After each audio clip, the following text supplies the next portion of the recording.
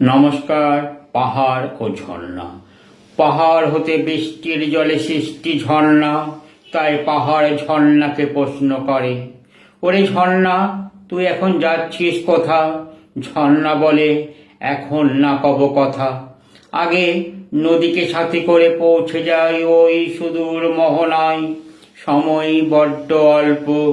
নদী বলে ঝর্ণাকে, একটু দাঁড়াও ভাই, গ্রামের ওই আঁকাবাঁকা পথে যেতে যেতে একটু দাঁড়িয়ে নদীর পাড়ের মানুষগুলির সাথে কথা বলে যায়। ঝর্ণা বলে, সময় বড় অল্প, ও নদী আগে আমায় পৌঁছে দাও ওই সুদূর মোহনায়, তারপরে নয় তোমার আসার পথে ওই মানুষগুলির সাথে কথা বলতে বলতে এসো। পাহাড় হতে সৃষ্টি বৃষ্টির জলে ঝর্ণা, তাই